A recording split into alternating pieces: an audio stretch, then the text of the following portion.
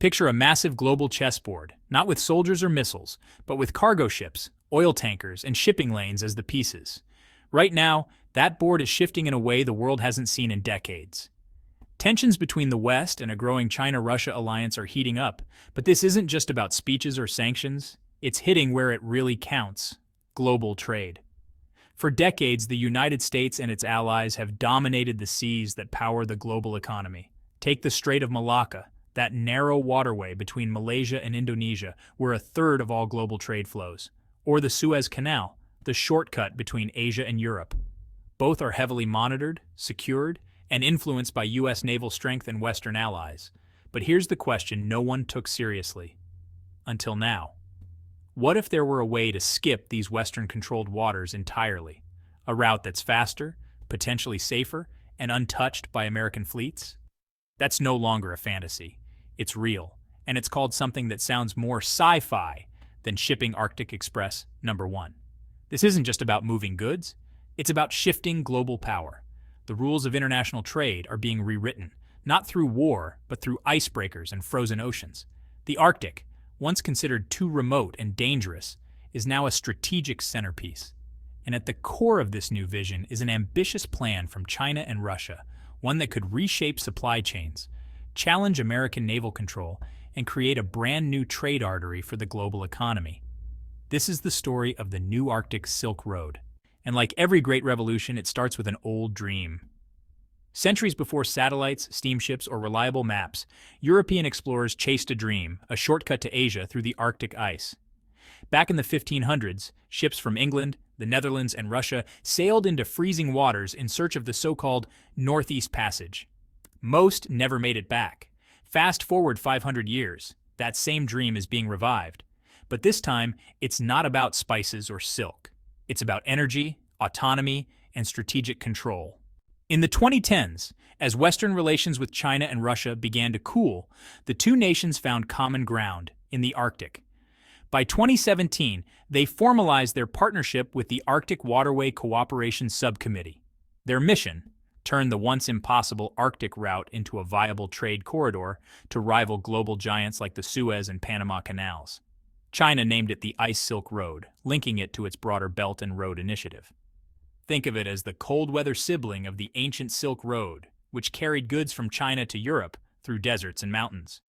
This time, the journey crosses ice and sea, but the stakes are just as high. Like in the 15th century, it's about ending monopolies. Back then, Portugal and Spain ruled the seas. Today, it's the United States and its partners, with control over shipping lanes, ports, and naval presence. The Ice Silk Road is China and Russia's counterpunch, a new route beyond Western influence, allowing them to trade on their own terms. This isn't a fantasy. It's a real-world strategy powered by history, driven by geopolitics, and enabled by science. So, what does this new route actually look like? What is Arctic Express #1? Picture you're shipping a container from Europe to China. Today it travels south through the Strait of Gibraltar, into the Suez Canal, across the Indian Ocean, and around Southeast Asia. That journey spans over 20,000 kilometers. Now imagine a new route, colder, faster, and with far less traffic. The Arctic Express spans about 13,200 kilometers and breaks into 3 segments. First, the land route Moscow to Arkhangelsk. The trip begins in Russia's capital, with goods moved roughly 1,200 kilometers north by rail or truck to the Arctic port of Arkhangelsk. Once a fading Soviet-era port, it's now being rebuilt as a northern logistics hub. Second, the sea route Northeast Passage to the Bering Strait. From Arkhangelsk, cargo ships head east through the Northeast Passage, hugging Russia's Arctic coast for around 5,600 kilometers. These icy waters are now more navigable thanks to melting sea ice and a growing fleet of Russian icebreakers. Third, the Pacific route Bering Strait to Chinese ports. After passing through the narrow Bering Strait between Russia and Alaska, ships travel another 6,600 kilometers to reach China's major ports like Shanghai, Qingdao, or Tianjin. But why the Northeast Passage over other Arctic routes? There are actually 3 options. The Northwest Passage through Canada's Arctic islands, politically tricky and underdeveloped. The Central Arctic route over the North Pole, still theoretical and heavily iced. and the Northeast Passage, entirely under Russian jurisdiction, seasonally open and under active development. That makes it the most realistic route.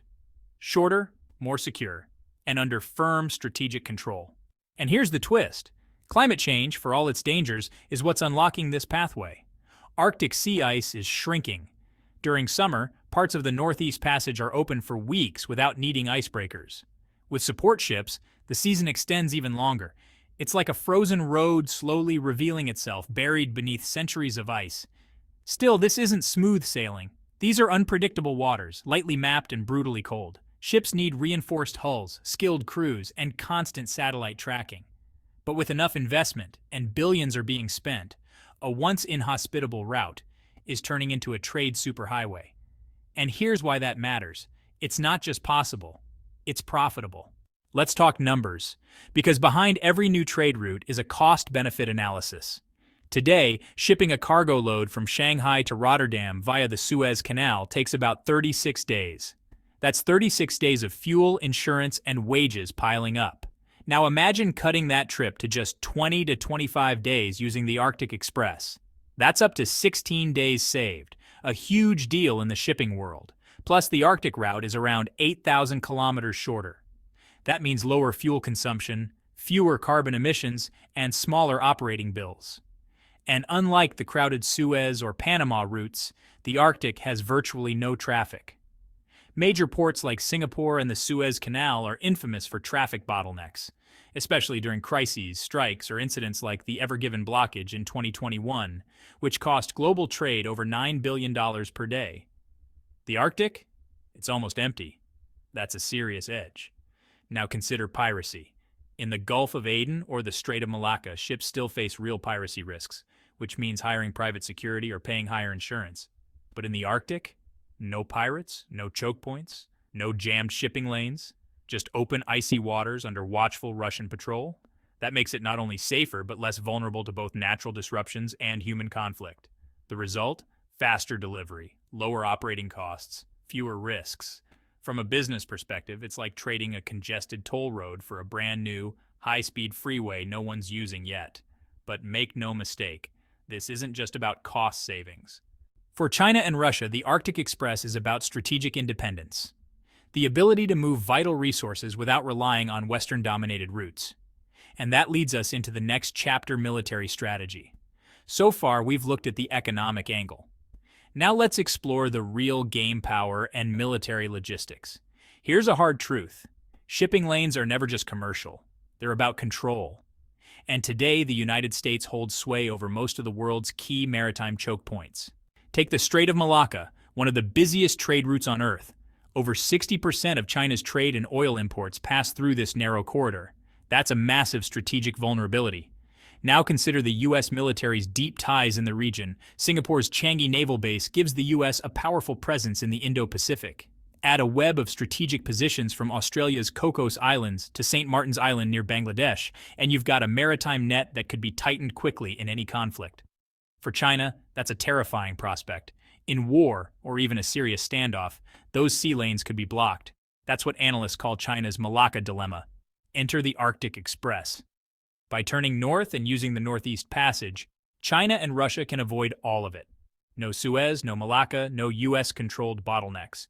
The Arctic becomes a backdoor corridor, a quiet, unmonitored path to move fuel, rare earths, or even military hardware if needed. And here's the catch. While the U.S. Navy rules the Indian Ocean and South China Sea, the Arctic is Russia's turf. Its northern fleet, with icebreakers, submarines, and Arctic air bases, dominates the region. For China, teaming up with Russia gives it a strategic insurance policy, a plan B for moving assets if the usual routes come under threat. This isn't just a new shipping route, it's a slow-motion military shift, a way to undermine U.S. dominance without ever firing a shot. And to make it work, both countries are investing heavily in the tech and infrastructure to make it real. Strategy is nothing without execution. You can't just sketch a shipping lane across the Arctic and call it a plan. These waters are brutal. We're talking minus 40 degrees Celsius blizzards, gale-force winds, and ice thicker than concrete. But this is where China and Russia are walking the walk. Let's start with the tech. In 2019, China launched the Shuilong 2, or Snowdragon 2, the world's first smart, bi-directional, polar-class research icebreaker. It can smash through ice up to 1.5 meters thick, forward or in reverse. It's 122 meters long, Polar Class 3 rated, and packed with advanced navigation, climate sensors, and satellite systems. This isn't just a ship, it's a scouting platform for the Arctic future. And China isn't going solo. In 2024, China's Xinsen Shipping signed a major deal with Russia's Rosatom, the state agency that oversees the Northern Sea Route. The agreement? Build 5 RC-7 polar container ships, purpose-built for Arctic waters, fully operational by 2027. These aren't ordinary ships. RC-7s can navigate through 2.1 meters of ice on their own, no escort needed. They're essentially armored vehicles for the ocean, and Russia, it's scaling fast. In 2023, cargo traffic along the Northern Sea Route hit 36 million tons. By 2030, the goal is 270 million tons, a 7-fold increase in just 7 years. That's not just commercial ambition, it's about building a completely new trade network, one fully controlled from end to end by China and Russia. Ships, ports, energy, and defense. It's like constructing an alternate internet, but for physical goods. While the West debates climate targets and maritime security, China and Russia are pouring concrete, welding steel, and smashing ice. So here we are. We began with a world locked in tension, where who controls the sea often controls the economy.